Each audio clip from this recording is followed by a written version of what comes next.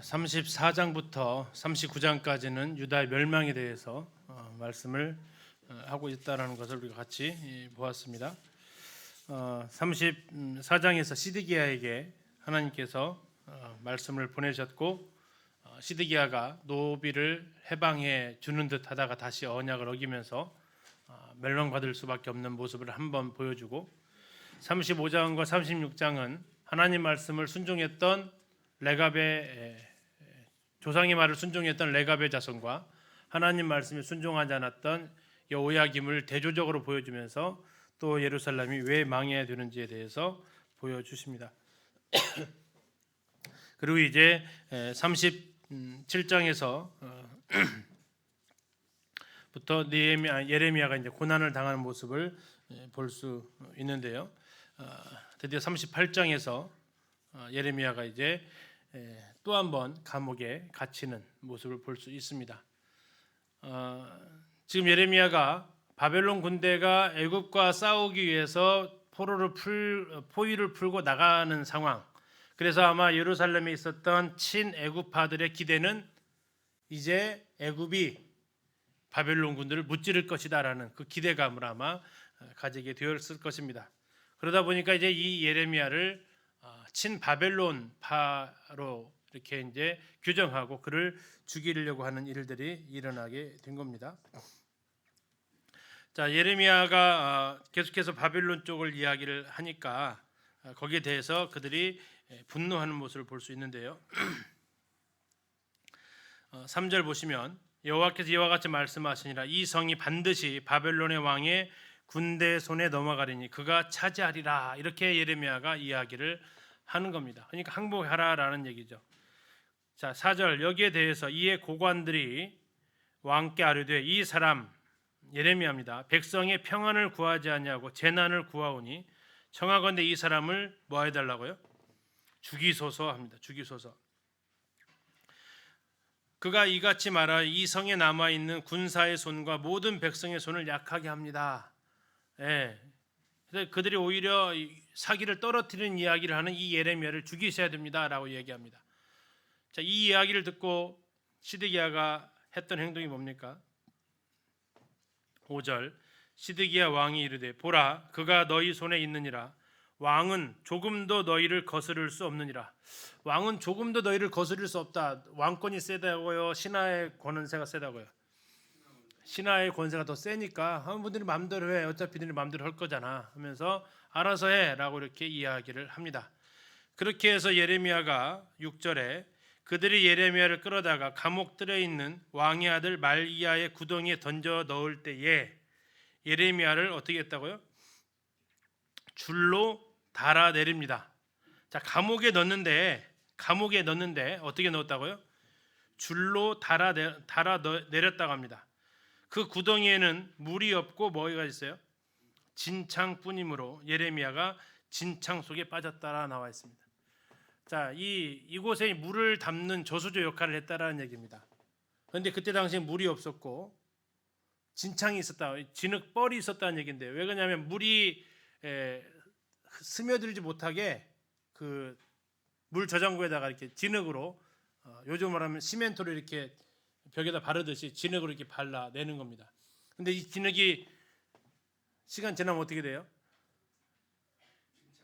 진창이 그냥 갯벌처럼 되는 겁니다. 자, 거기에 지금 들어갔다라는 얘기예요. 물은 없는데 진창뿐이었어요. 자, 진창에 있으면 어떨 것 같으세요? 진창. 자, 앉을 수 있어요, 없어요? 없죠. 앉으면 물은 없지만 온몸이 이제 정말 힘든 겁니다. 그렇다고 계속해서 서 있을 수만도 없죠. 자, 이것이 이제 이 진창에서 갇혔을 때의 고통이라는 겁니다. 차라리 그냥 맨 땅이면 앉아서 쉴 수라도 있는데 그렇지도 못하고 지금 이 고관들이 아주 고른 거죠. 제일로 힘든 감옥에다 지금 넣는 겁니다. 자, 이 소식을 듣고 유다 사람이 아닌 이방 사람, 어느 나라 사람이면 구스 사람, 이름은 에벤멜렉이라는 사람이 왕한테 요청합니다. 왕이시여, 저 그대로 놔두면 어떻게 된다고요? 죽습니다. 9절입니다. 내주 왕이여, 에벤멜렉이 하는 얘기입니다. 저 사람들이 선지자 예레미야에게 행한 모든 일은 악합니다. 성중에 떡이 떨어졌거늘 그들이 그를 구덩이에 던져 넣었으니 그가 거기에서 어떻게 된다고요? 굶어 죽습니다. 하나님의 선지자 굶어 죽습니다. 그러니까 그래서는 또 안 되잖아요. 그래서 왕이 구스 사람 에벤멜렉이 명령해서 너는 여기서 30명을 데리고 가서 선지자 예레미야가 죽기 전에 구덩이에서 끌어내라. 그래서 30명이나 갑니다. 아니 뭐 교수 끌어내는데 30명이나 필요해요? 막 싸워서 막 건져내라고 할까요? 이 감옥의 구조 때문에 그래요.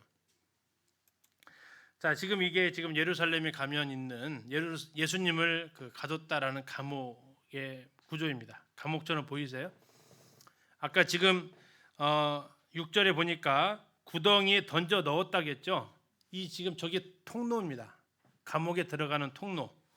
저 어떻게 들어가냐면 이렇게 들어갑니다. 어깨에다가 저렇게 해가지고 저 사기를 집어넣어요. 그러면 나올 때도 어떻게 나와야 돼요?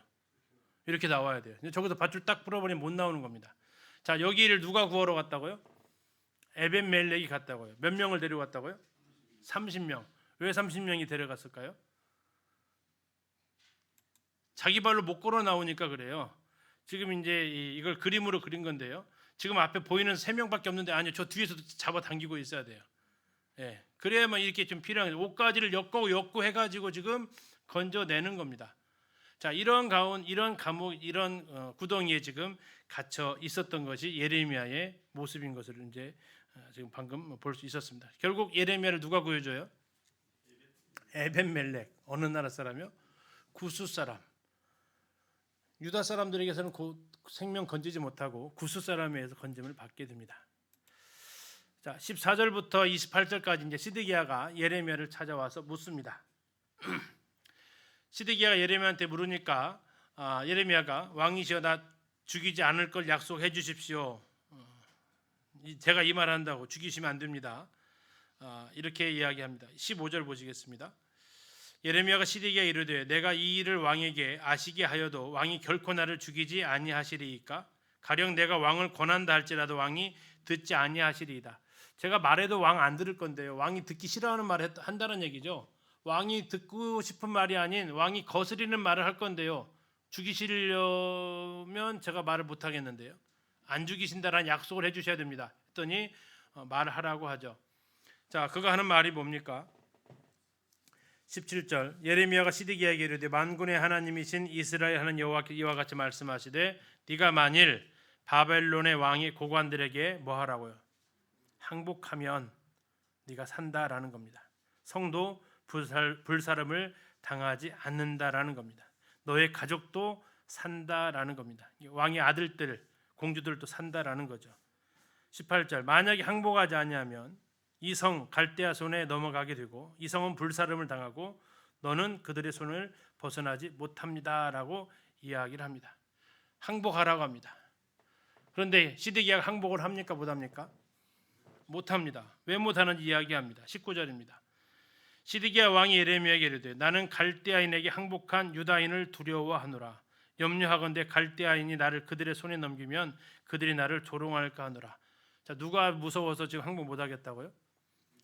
네, 백성들 무서워서 항복 못하겠다라는 겁니다. 누가 혹시 떠오르세요? 사울왕이 떠오르죠. 사울왕이 왜 좋은 동물들 남겨놨다고 그러죠? 백성들이 그렇게 하자고 했기 때문에 그렇게 했다고 하는 겁니다. 자, 하나님보다 그 사울은 백성들을 두려워했고 동일하게 시드기야도 하나님보다 지금 백성들이 더 두려운 겁니다. 자, 그런 가운데서 예레미야는 강력하게 외칩니다. 20절 예레미야가 이르되 그 무리가 왕을 그들에게 넘기지 않을 것이냐. 백성들이 그렇게 할 수 없습니다. 원하옵나니 내가 왕에게 아뢰는 바 여호와의 목소리에 순종하소서. 그리하면 왕이 복을 받아 생명을 보전하시리이다.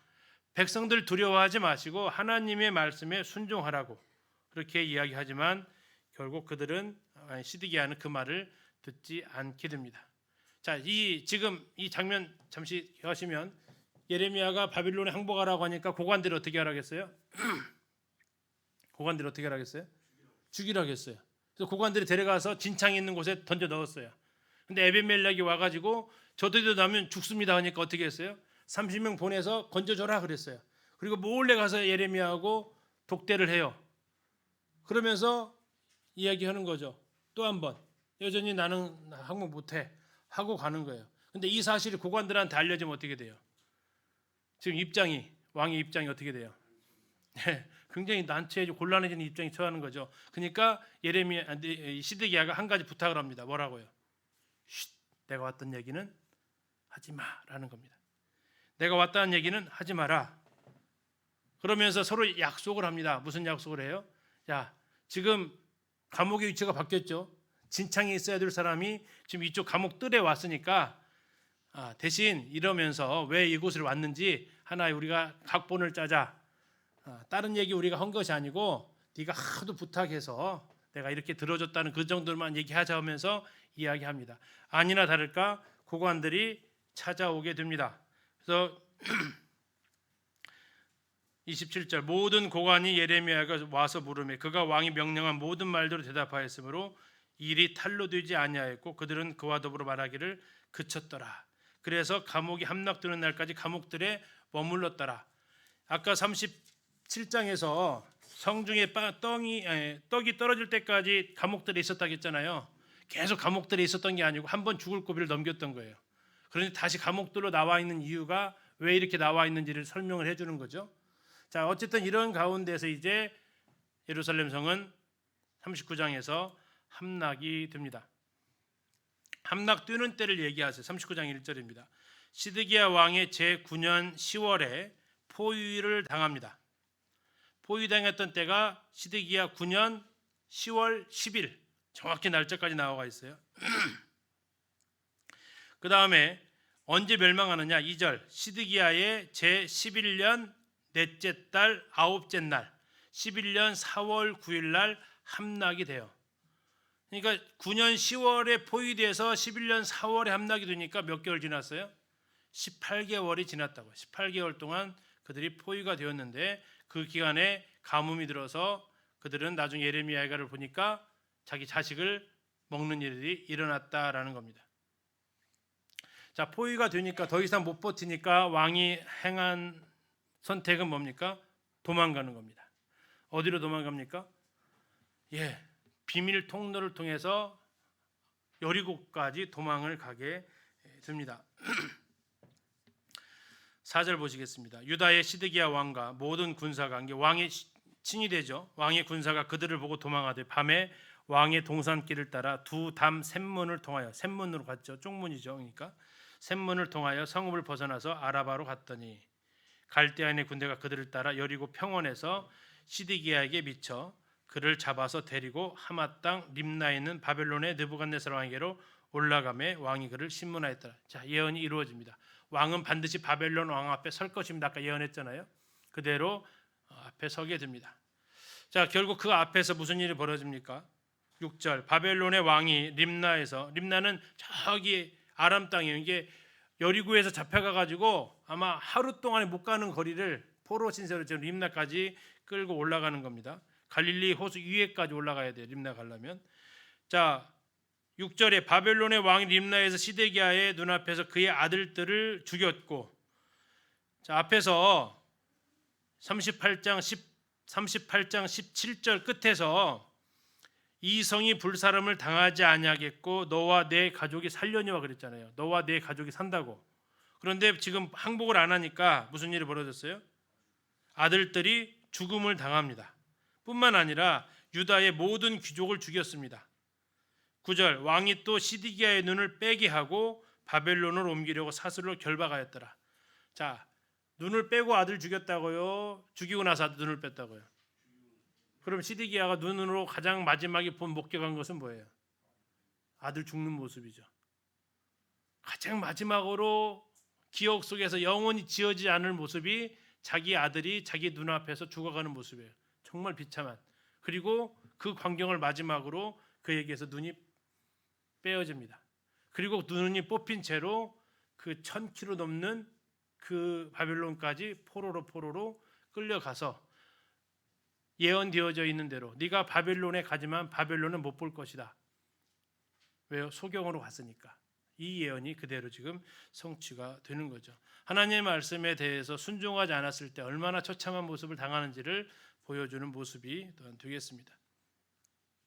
자, 거기에 대해서 이제 바벨론의 왕은 자, 바로 항복하는 거하고 18개월간 버티다 항복하는 거하고 누가 더 화날까요? 바로 항복하면 더 잔인하게 짓밟겠습니까? 18개월간 버티다가 하면 더 잔인하게 짓밟을까요? 18개월간 고생시켰잖아요. 거기에 그만큼 분이 나 있는 거죠. 그래서 그들이 무슨 일을 합니까? 8절, 9절, 10절에 나와 있어요. 갈대아인들이 왕궁과 백성의 집을 불사르며 예루살렘 성벽을 헐었고 사령관 느부사라단이 성중에 남아있는 백성과 자기에게 항복한 자와 그 외에 남은 백성을 잡아 바빌론으로 옮겼으며 포로로 가는 겁니다. 사령관 느부사라단이 아무 소유가 없는 빈민을 유다 땅에 남겨두고 그날의 포도원과 밭을 그들에게 주었더라.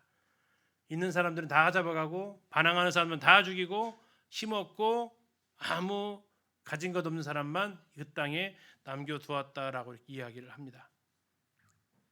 자, 그러다가 이제 포로로 끌려가는데 그 포로 행렬에 누가 있냐면 예레미야가 있다라는 것을 느부사라단이 발견하게 됩니다. 자, 느부사라단이 이렇게 발견하면서 12절 보시면 그를 데려다가 선대하고 이제 왕이 얘기하는 겁니다. 지금 아마 소식을 들었을 거 아니에요.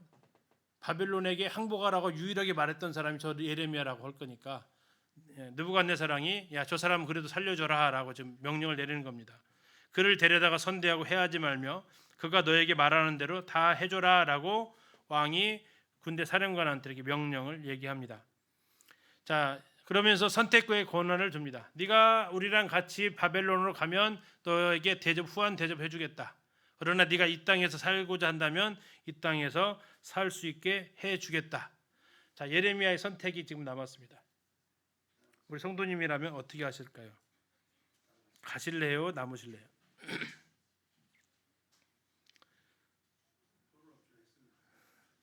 자, 분명히 자 예언을 뭐라 그랬어요? 간 사람이 좋은 무가예요? 남은 사람이 좋은 무가예요? 간 사람이 좋은 무가죠. 근데 예레미야는 그럼 가야 돼, 안 가야 돼요? 가야겠죠. 근데 가면 또 어떤 일이 벌어질까요? 저 친 바벨론자 또 왔다. 뭐 이런 얘기 들을 수도 있고요. 아무튼 예레미야의 결정은 뭐였습니까? 안 갑니다. 그리고 이 땅에 남겠다고 합니다. 그 결정이 잘했는지 못했는지 성경은 더 이상 얘기하지는 않고 있습니다. 그런데 그 결정으로 인해서 그는 이 땅에 살 수 있느냐? 이 땅에 살지 못합니다. 어디로 갑니까? 애굽으로 가게 돼요. 모르겠습니다. 그 선택이 어떤 선택인지, 왜 그렇게 선택했는지는 모르겠지만 아마 그 예레미야의 그 성품을 본다면 이 백성이 너무나도 불쌍하고 안타까워서 어쩌보면 나마저 없다면 이 백성이 어찌할 거라는 그런 마음이 있었지 않았을까 싶습니다. 아니 어쩌면 정말 뒤도 돌아보고 싶지 않은 사람들 아닙니까? 그렇게 죽이려고 했고 결국 그 진창에서 꺼내준 건 유다 사람이 아닌 에벤멜렉 이방인이었잖아요. 그럼에도 그가 그런 선택을 했다는 것, 옳고 그름을 떠나서 그의 마음을 한번 느껴볼 수는 있지 않나 싶습니다. 자, 그러면서 이것까지 기록해야 될까 싶은 내용이 15절부터예요. 15절 예레미야가 감옥들에 갇혔을 때에 예레미야 여호와의 말씀이 그에게 임하니라. 너는 가서 구스인 에벤멜렉 뭐한 사람이죠? 자기를 지금 이 감옥에다가 가두게 한 사람이에요. 진창에 있었던 자기를 시위대 뜰에 있는 감옥에다가 옮겨준 사람, 그 사람 에벤멜렉, 그한테 가서 말하라는 얘기예요. 만군의 여호와 이스라엘 하나님 말씀에 내가 이 성에 재난을 내리고 복을 내리지 아니하리라 한 나의 말이 그날에 네 눈앞에 이루리라. 여호와의 말씀이니라. 내가 그날에 너를 뭐 하겠다고요? 구원하겠다. 네가 그 두려워하는 사람들 갈대아인의 손에 넘겨지지 아니하겠다. 자, 이 에벤멜렉은 궁궐에서 관직이 있었던 사람이면 바벨론의 손에서 죽임 당해야 되는 사람이죠. 근데 내가 살려주겠다라는 얘기예요. 왜요? 18절 내가 반드시 너를 구원할 것인즉 네가 칼에 죽지 아니하고 네가 노략물같이 네 목숨을 얻을 것이니 이는 네가 뭐 했다고요? 나를 믿었음이라.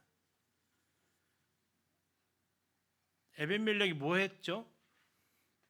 예레미야를 건져줬잖아요. 그런데 하나님은 거기에 대한 평가를 뭘로 내리고 있어요? 네가 나를 믿었다라고 얘기하고 있어요. 예레미야를 구한 것이 하나님을 믿었다라는 것과 연결시켜주고 있다고요. 그리고 그 일로 인해서 예레미야는 죽지 않는다라고 얘기하세요. 에벤멜렉은 목숨을 건질 것을 얘기하세요. 자, 이 무슨 연관성이 있을까요? 에벤멜렉은 하나님 왜 굳이 살려주시고, 아니 살려주실 수는 있는데 굳이 왜 이것을 이 성경에까지 기록을 하셨을까 하는 거죠. 하나님 에벤멜렉이 예레미야에게 베푼 그 선행을 보고 계셨고 기억하신 거라는 겁니다. 하나님을 향한 믿음이 있다고 하면서 하나님의 말씀을 전하는 저 사람이 당하는 고통을 내버려 둔다면 그 믿음 있는 행동이 없는 행동이에요. 그건 없는 행동이란 얘기예요. 네가 믿음이 있다라는 것을 뭘로 결국 보여줬다는 얘기예요. 예레미야를 저 구렁 진창에서 건져줌을 통해서 네가 나를 믿고 있다라는 것을, 예레미야를 통해서 내가 전한 그 말을 네가 믿고 있다라는 것을 입증했다라는 거죠. 첫 번째는 네가 하나님의 사람을 향해서 베풀었던 그 선행을 나는 지켜보고 있고, 두 번째, 너는 내가 예레미야를 통해서 했던 그 말을 네가 믿고 있다라는 것을 예레미야를 건져주면서 나에게 입증했다라는 겁니다. 오늘 내가 하는 어떤 행동들은 어쩌면 내가 하나님의 말씀을 믿고 있는지 믿고 있지 않는지를 보여주는 모습일 거예요. 내가 정말 하나님의 천국의 소망을 믿고 있다라면 거기에 맞는 행동을 해야 네가 나를 믿고 있구나라고 하나님 인정을 해 주신다라는 거죠. 말은 믿고 있다 하는데 하는 행동은 전혀 거기에 대해서 나타나지 않으면 야고보서에 있는 대로 행함이 없는 믿음은 죽은 믿음이라는 거죠. 에벤멜렉의 믿음은 여기서 말씀하고 있는 네가 나를 믿었다고 하는데 에벤멜렉의 그 믿음은 행함으로 입증된 믿음이었다라는 겁니다. 하나님께서는 거기에 대해서 기록하시면서 그를 살려주시는 은혜를 베풀어 주십니다. 자, 이제 예레미야가 어디에 머물러 있습니까? 그다랴한테 갔습니다. 그다랴. 자, 그다랴한테 가는데, 자, 40장부터는 이제 역대 하나 열왕기 하에 안 나오는 내용들입니다. 예레미야만 나와 있는 역사서입니다. 예레미야가 선지서인데 지금부터는 역사서로 가요. 역사적인 사건이에요. 어디까지? 45장까지가 그렇습니다. 물론 예언적인 내용도 들어가 있습니다. 지금부터 나와 있는 이 40장은 바벨론 침공 이후의 예루살렘의 상황을 얘기하고 있습니다. 느부갓네살에 의해서 정복되어진 이후에 예루살렘은 과연 무슨 일이 있었느냐? 이 정보는 열왕기 하나 역대하에 없습니다. 여기에만 있습니다. 자, 예레미야가 포로로 끌려가다가 풀려나서 어디로 갔어요? 미스바로 갑니다. 미스바로 왜 갔을까요? 이 유다의 수도는 예루살렘이었는데 예루살렘이 지금 어떻게 됐어요? 초토화가 됐잖아요. 완전히 지금 다 무너져 버렸어요. 그래서 이걸 복구하는 데는 너무나도 많은 시간이 걸리기 때문에 느부갓네살이 총독으로 세웠던 그다랴라는 사람이 그 총독의 근무지를 어디로 선택하냐면 예루살렘이 아닌 미스바로 선택을 하게 되는 겁니다. 이 예루살렘을 수도로 삼을 수가 없는 상황처럼 완전히 파탄이 나버렸기 때문에 그렇죠. 자, 그곳에서 이제 풀려나가지고 라마에서 풀려나서 더 위로 올라가서 미스바로 올라가게 됩니다.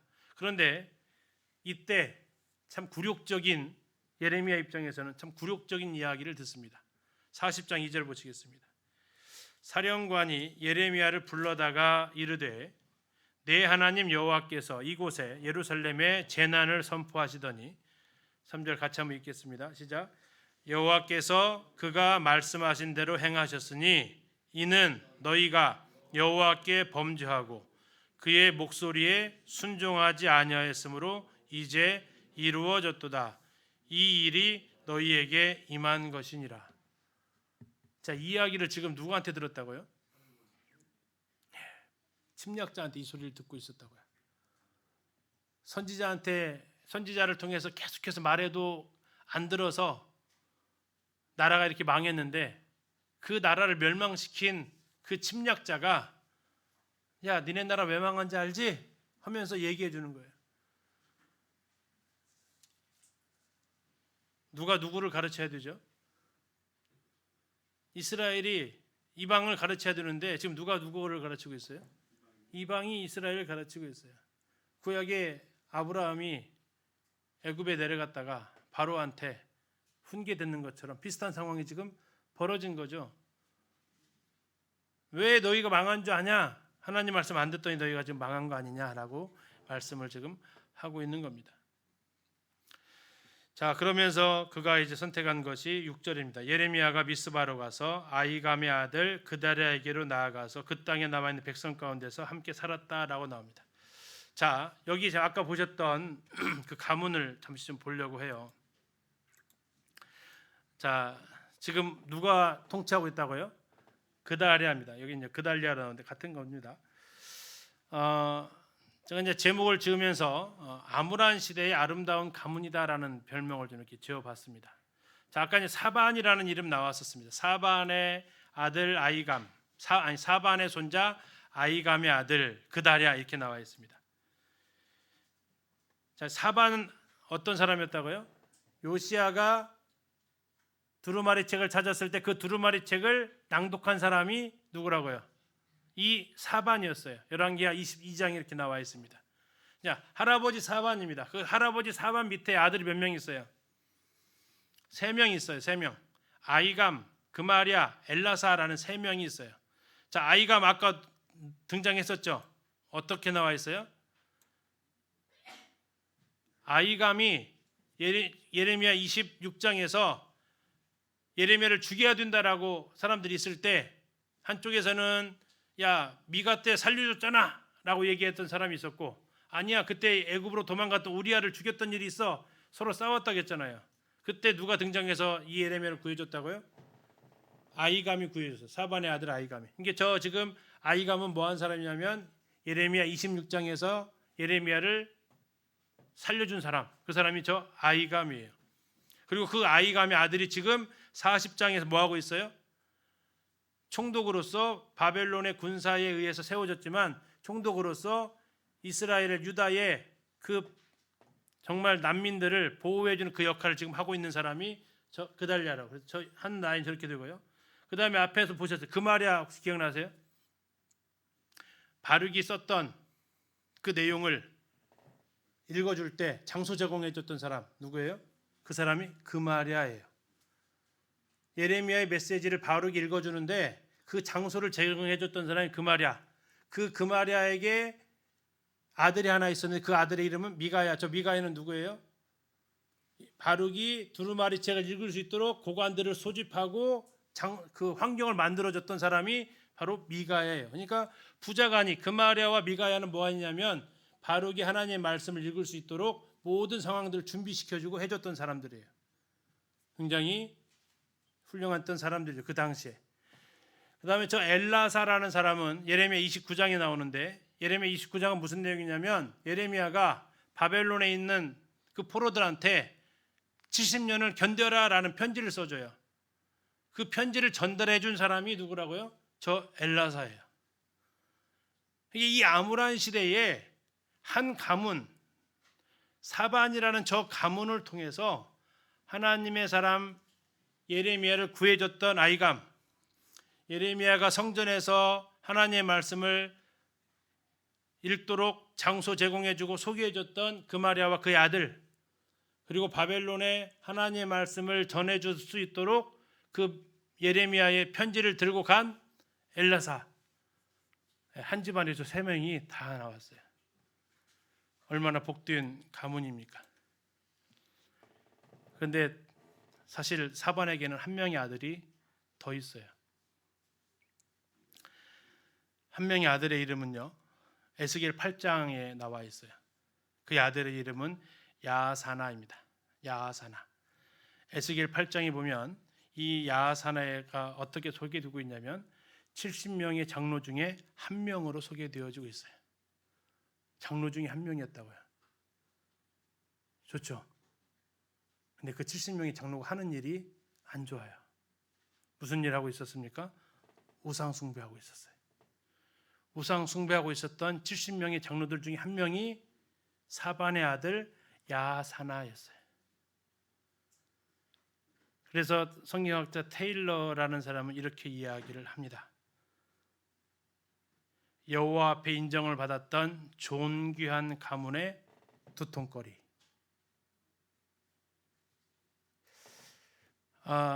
사반이 늘 한 아들을 보면서 마음이 아팠을 것 같습니다. 누구를 보면서요? 야아사나. 이름도 쉽지 않죠. 야아사나. 저 세 아들은 열심히 하나님 앞에서 살았습니다. 그런데 야아사나 잘 나갔습니다. 70명의 장로 중에 한 명이니까요. 백성들로부터 어쨌든 인정받았던 사람인데 그가 했던 일은 우상 숭배하는 일이었습니다. 어쩌면 사반에게 있어서 아픈 손가락일 수 있겠죠. 뭐 4명 중에 셋은 잘하니까 1명 괜찮은가요? 아닐 겁니다. 예. 그러나 어쨌든 이 시대에 참 귀한 가문인 것 같습니다. 특별히 이 사반의 가문을 보면서 요시야가 생각이 났어요. 요시야는 어떤 사람이에요? 당대에 하나님께서 굉장히 귀하게 쓰임 받은 왕이죠. 그런데 그의 세 아들은 어떻게 됐어요? 하나님 섬기지 않아 가지고 정말 비참한 죽음을 당합니다. 저 이 세 아들로 너무 대조가 되는 거예요. 사반의 아들 3명은 전부 다 하나님의 일에 귀하게 쓰임 받았는데 요시야 왕의 아들 3명은 어쩜 그렇게 한결같이 아버지가 갔던 길과 다른 길을 갈까 하는 그 모습. 그러면서 이제 자연스럽게 저와 저희 아이들을 떠올리게 되죠. 우리 아이들의 모습은 어떨까? 사나밀려를 주셨는데 사나밀려 중에 혹시 아픈 손가락이 야사나처럼 나오진 않을까 하는 그 두려움을 느끼게 됩니다. 하나님께서 저 3명의 이름만 기록하신 게 아니라 예레미야에서는 저 3명의 이름을 기록했는데 에스겔서 가니까 또 한 명의 아들을 기록을 하시더라고요. 아무튼 지금 나와 있는 유다 총독 그다랴는 사반의 손자입니다. 남아있는 사람들을 돌아보는 일을 맡았던 사람이고요. 그 사반의 손자의 인장이 나왔습니다. 고고학 발굴을 통해서 그달리아의 인장이 이렇게 나와 있으면서 지배 통치자라고 이렇게 총독으로 맡았기 때문에 그래서 성경의 기록이 정확하다라는 것을 다시 한번 우리가 확인할 수 있죠. 이제 7절에 가면 이제 이 그다랴와 관련된 그 일이 등장을 합니다. 자, 이건 역사이기 때문에 좀 스토리 중심으로 가겠습니다. 본문을 뭐 찾기보다는. 자, 지금 누가 이 버려진 땅의 총독이라고요? 그다랴라는 사람. 누가 세웠을까요? 느부갓네살왕이 세운 겁니다. 다시 말하면 한번 잘 생각해 보세요. 우리는 성경의 인물이니까 우리가 긍정적으로 보지만 일본이 나라를 빼앗고 일본에다가 우리나라에다가 총독을 세웠어요. 근데 누구를 세웠어요? 예, 우리가 흔히 말하는 저 을사오적 있잖아요. 친일파들. 지금 이스라엘 입장에서는 저 사람은 친바벨론파죠. 별로 이렇게 눈 봤을 때 그렇게 막 선하게 안 보이는 수 있다는 얘기예요. 민족주의적 감정에서 봤을 때 그렇다는 얘기입니다. 그다랴를 그렇게 평가하는 게 아니고 그들이 얼마나 그다랴가 쉽지 않았을까 하는 것을 생각해 보시라는 거죠. 자, 아무튼 그다랴가 바벨론에 의해서 지금 총독으로 자리를 삼습니다. 저것을 가장 못마땅하게 생각하는 사람이 누굴까요? 남은 유다 왕실의 왕족들입니다. 자, 얼마 전까지만 해도 이 나라는 누구 거였습니까? 자기들 거라고 생각했죠. 유다 왕실 다윗의 후손들. 그런데 갑자기 바벨론에 의해서 왕권이 통치권이 넘어가 버렸습니다. 서기관 쪽으로 넘어가 버렸어요. 예, 서기관 집안입니다. 사반의 집안이. 자기들이 아니었습니다. 그 대표적인 인물이 누구냐? 이스마엘입니다. 왕족이었던 사람이 바로 이스마엘이에요. 자, 그러면서 이제 그 갈등이 이제 일어나는 겁니다. 자, 어쨌든 바벨론 군대가 다 물러가고 몇 명의 수비대만 남아 있고 미스바에서 이 그다랴가 통치하고 있다고 하니까 도망갔던 사람들이 다 하나둘씩 이제 자기 고향으로 돌아오는 일이 벌어집니다. 자, 그들에게 이제 그다랴가 연설을 하는데 그 연설은 무엇입니까? 바벨론을 섬기십시오라고 얘기합니다. 그래야 삽니다. 우리가 살 길은 바벨론을 섬기는 겁니다. 왜 그렇게 얘기했을까요? 예레미야 영향이었겠죠. 예, 하나님께서 70년간을 섬기라고 하는 것이 아마 그렇게 얘기하지 않았을까 싶습니다. 자, 그러면서 이제 이 바벨론 남아 있는 군대하고 다투거나 그러지 마시고 우리는 어쨌든 살아남아야 됩니다라고 합니다. 자, 그때 이 소식을 듣고 누가 오냐면 이 이스마엘이라는 사람이 오게 됩니다. 40장 13절 보시면 40장 13절입니다. 가랴의 아들 요하난과 들에 있던 모든 군 주의관들이 미스바에 사는 그다랴에게 이르러 그에게 이르되 암몬 자손의 왕 바알리스가 네 생명을 빼앗으려 하여 느다나의 아들 이스마엘을 보낸 줄 네가 아느냐, 이렇게 말합니다. 이스마엘이 지금 온 거예요. 뭐 하려고요? 그다랴를 죽이기 위해서. 누구의 지령을 받고요? 암몬의 왕의 지령을 받고 왔다라는 겁니다. 아마 부추겼을 거예요. 야, 원래 이거 니네 나라잖아. 네 자손의 나라잖아. 부추겼겠죠. 자, 그러니까 이 그다랴가 이 말을 믿어야 안 믿어요? 안 믿어요. 제가 우리끼리 지금 서로 싸우고 할 때가 아니야. 그럴 리가 없어 하면서 믿지 않습니다. 자, 그러니까 이 요하난이 아니 뿌리를 이 화근을 뿌리부터 없애야 돼. 저 이스마엘은 왕족이니까 저 살려두면 분명히 너 죽이고 다시 이 나라 통치하려고 할 거야라고 이야기를 하지만 그다랴가 절대 그렇게 하지 못하게 막습니다. 자, 그러자 진짜 41장 1절을 가보시면 일곱째 달에 왕의 종친 엘리사마의 손자요 느다냐의 아들로서 왕의 장관이 이스마엘이 이렇게 나와 있죠. 자, 왕의 종친이라고 나와 있으니까 왕족이라는 얘기입니다. 이스마엘이요. 그가 10명과 함께 미스바로 옵니다. 그리고 미스바와 와서 그다랴와 함께 음식을 먹다가 2절 느다냐의 아들 이스마엘과 그와 함께 있던 10사람이 일어나서 바벨론의 왕의 그 땅에 위임했던 사반의 손자 아이감의 아들 그다랴를 칼로 쳐 죽였다고 나옵니다. 죽인 거예요. 그리고 나서 이제 거기에 있었던 바벨론 수비대에도 함께 죽이게 됩니다. 그리고 정말 깜짝같이 일을 진행하고 하는데 그 사이를 지나가는 한 무리가 있었습니다. 80명의 무리가 있었어요. 그다랴를 죽인 다음 날 저기 세겜과 사마리아, 그러니까 미스바 그 위에 있는 북쪽의 사람들입니다. 그들이 오는데 그들의 행렬이 참 특이합니다. 자, 잘 보세요. 5절입니다. 그때 사람 80명이 자기들의 수염을 깎고 옷을 찢고 몸에 상처를 내고 손에 소재물과 유향을 가지고 세겜과 실로와 사마리아부터 와서 여호와의 성전으로 나아가려 한지라. 이 사람들 정체가 뭐 같으세요? 하나님 앞에 예배하는 사람 같으세요? 끝에만 보면 그러죠. 여호와의 성전으로 나아가려고 하니까. 근데 그들의 모습을 겉모습을 좀 표현하고 있어요. 무슨 상태예요? 수염을 깎았대요. 자, 수염 깎아야 돼요? 안 깎아야 돼요? 이스라엘을 보면 깎으면 안 됩니다. 다음에 옷을 찢고 몸에 상처를 냈어요. 옷을 찢으면 회개했다고 하지만 몸에 상처를 냈어요. 몸에 상처를 내는 행동은 누가 하는 행동이죠? 엘리야와 그 선지자들 할 때 바알의 선지자들이 했던 행동들이 있어요. 몸을 칼로 상하게 하는 행동을 해요. 이건 이방 의식의 제사 드리는 의식이에요. 몸에 상처를 냈어요. 근데 또 손에는 뭘 가지고 와요? 소재물과 유향. 이것은 하나님 앞에 드려지는 예물이죠. 겉모습은 하는 행동은 뭐예요? 우상 숭배자들이에요. 손에 들어있는 것은 예물이에요. 찾아가는 곳은 성전이에요. 예배자예요? 아니에요? 헷갈리세요? 예배자는 예배자인데 어떤 예배자예요? 지금 이게 북이스라엘의 상황을 보여주는 거죠. 북이스라엘 열왕기가 17장에 나와 있는 나라를 빼앗겼을 때 그들에게 사마리아에 살았던 사람 중에 이방 종교 숭배자들이 살았어요. 그러면서 그들이 어떻게 섬겼어요? 여호와도 섬기고 자기네 나라 신도 섬겼어요. 짬뽕이 되어 있었다고. 짬뽕이.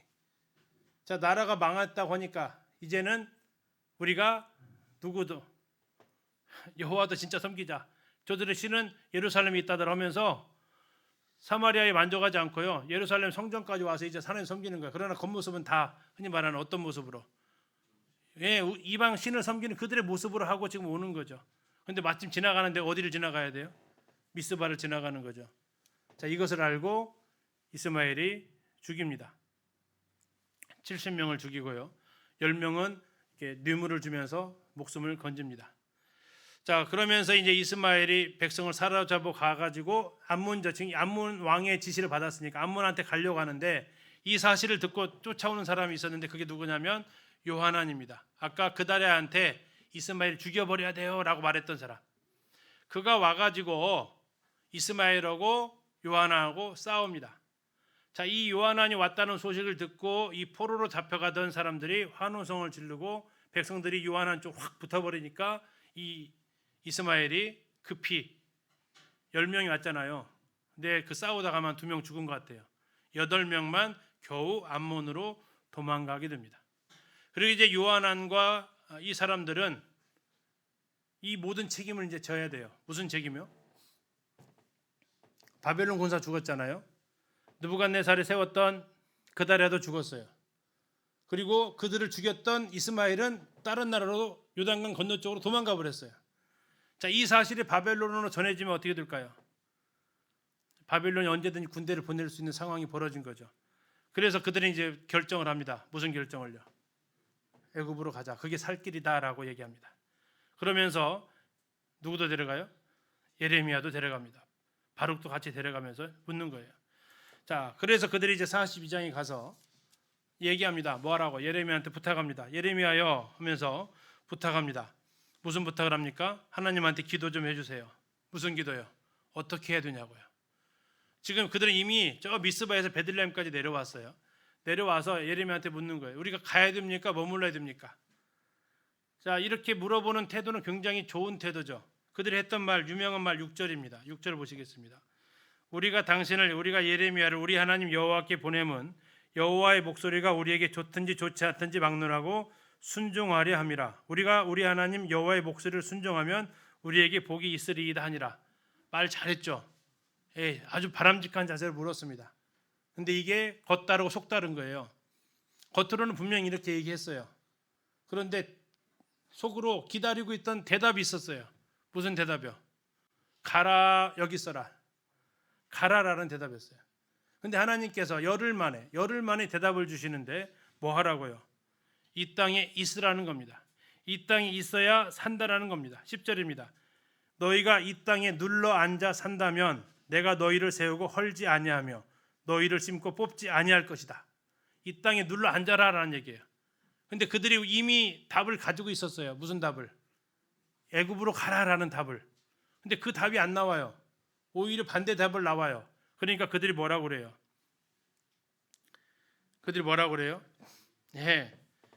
그들이 예레미야의 말에 듣지 않습니다. 그들은 예레미야가 지금 당신은 하나님의 말씀 우리에게 전하지 않는다라고 오히려 반대쪽 이야기를 하게 되는 겁니다. 자, 여기에 대해서 이제 하나님께서 거기에 대해서 이제 심판을 명하시게 되죠. 17절 보시겠습니다. 무릇 애굽으로 들어가서 거기에 머물러 살기로 고집하는 모든 사람은 이와 같이 되리니 곧 칼과 기근과 전염병에 죽을 것인즉 내게 그들에게 내리는 재난을 벗어나서 남을 자 없으리라. 이렇게 얘기하는 겁니다. 이게 남으면 살고 가면 죽는다라고 하는 거예요. 자, 이렇게 얘기하니까 그들의 반응이 참 가관입니다. 19절입니다. 유다의 남은 자들아 여호와께서 너희를 두고 하신 말씀이 너희는 애굽으로 가지 말라 하셨고 나도 오늘 너희에게 경고한 것을 너희는 분명히 알아라라고 이야기합니다. 그러나 그들은 결국 그렇게 하지 않게 되고 예레미야를 데리고 43장에 보면 애굽으로 내려갑니다. 그렇게 해서 예레미야가 그 뒷이야기가 더 이상 전해지지 않고 예레미야는 아마 애굽에 가서 죽었다라고 이야기를 합니다. 하나님 앞에 내가 이미 답을 가지고 물어보는 것은 굉장히 불충한 겁니다. 42장 6절은 정말 마음도 그렇고 표현도 그랬다면 정말 아름다운 모습이지만 그러나 그냥 형식상 말하는 기도였다면 그건 정말 하나님 앞에 가증한 대답이 되는 거죠. 하나님께서 거기에 대해서 심판을 또 하게 됩니다. 오늘 42장까지 이렇게 보면서 지금 이제 예루살렘이 바벨론에서 멸망하고 예레미야는 가다가 풀어져서 미스바로 가고 미스바는 그다리아가 다스리고 있었는데 백성들이 와서 좀 살만하니까 암몬 왕이 이스라엘 왕족인 이스마엘을 시켜서 그다리아를 제거하라고 하고 요하나는 그것을 알고 막아보려겠지만 그다리아가 그걸 거부하니까 결국 어떻게 돼요? 이스마엘이 그다리아를 죽입니다. 요하나니 와서 뒤에 와서 진압을 했지만 효과가 없었고 결국 남은 백성들 데리고 베들레헴에 가서 예레미야한테 질문을 하죠. 어떻게 해야 되는지. 그때 예레미야가 분명히 대답을 해줍니다. 뭐 하라고요? 눌러 앉아라. 하지만 그들은 눌러 앉지 않습니다. 애굽으로 갑니다. 결국 나중에 바벨론의 군대가 애굽까지 내려가서 그들을 죽게 되고 거기에서 정말 소수만 다시 유다로 돌아오는데 그 소수는 누굴까요? 아까 말씀했던 하나님 말씀에서 지금 그들 다 애굽으로 가고 싶어서 가는 게 아니에요. 끌려갔던 사람들 중에서 소수만 남아서 유다로 다시 오게 된다라고 이렇게 예언이 되어져 있습니다. 자, 다음 시간 이제 내년이 될 거겠죠. 43장부터 그 이후의 상황들을 좀 더 같이 살펴보도록 하겠습니다. 님 기도해 주시고 마치도록 하겠습니다.